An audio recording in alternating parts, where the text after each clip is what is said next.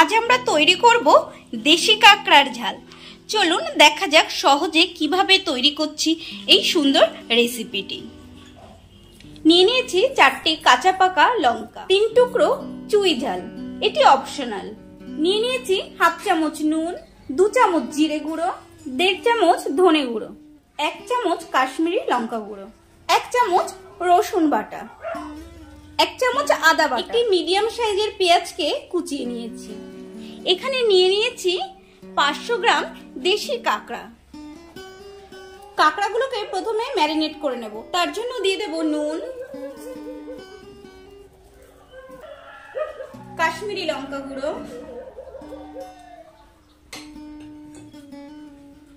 ধনে গুঁড়ো, জিরে গুঁড়ো,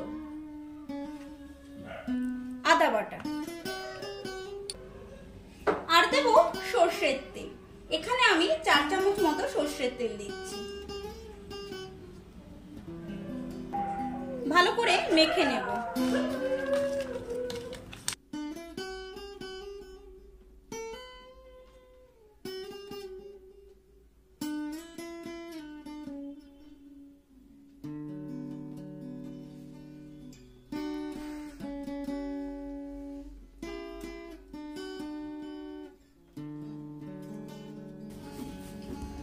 ম্যারিনেট করে 5 মিনিট মতো রেখে দেব। ওভেনে একটি কড়াই বসিয়ে দিয়েছি। কড়াই গরম হয়ে গেছে। দিয়ে দেব 1 চামচ সরষের তেল।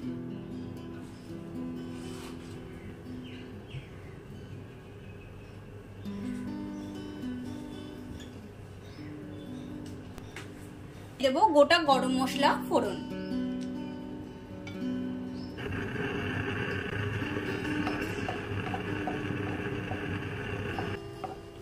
গরম মশলা থেকে সুন্দর গন্ধ বেরিয়ে এসেছে।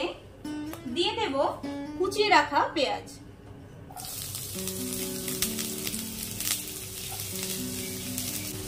আর দেব রসুন।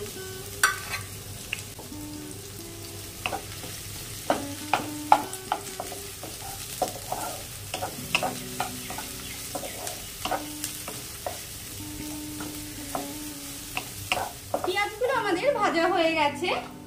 দিয়ে দেব লঙ্কা কুচি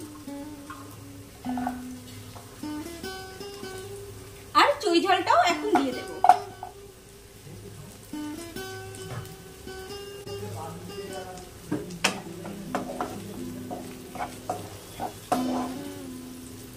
দিয়ে দেব 1/2 চামচ গোলমরিচ গুঁড়ো।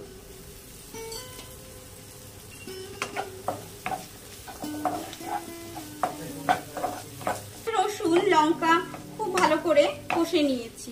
এবার আমাদের ম্যারিনেট করে রাখা কাঁকড়াগুলো দিয়ে দেব।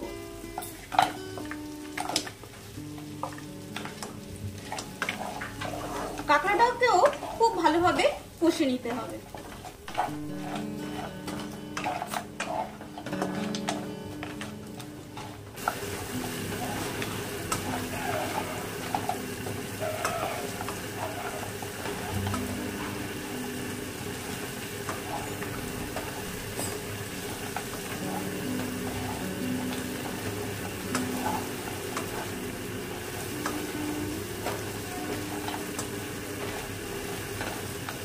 দিয়ে দেব 1/2 চামচ হলুদ গুঁড়ো।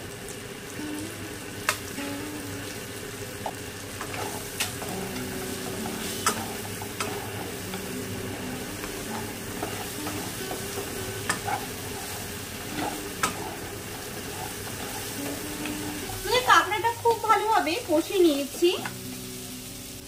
ম্যারিনেট করা পাত্রটি ধুয়ে দিয়ে দেব জল।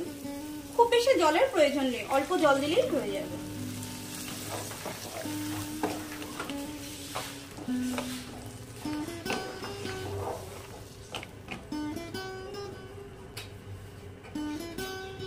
এবার এটিকে ঢেকে দেব।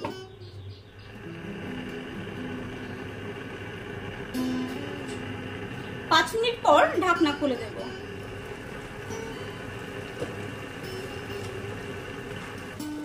এবার আমরা ঢাকনা খুলেই রান্না করব।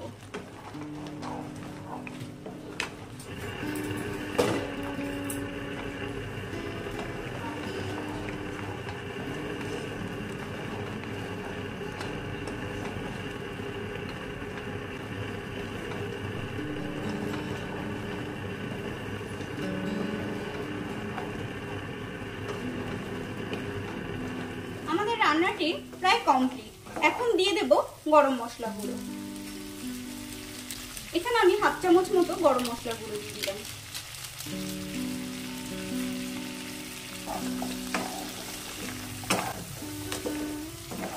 আমাদের রান্না একদম কমপ্লিট। এবার এটিকে নামিয়ে নেব।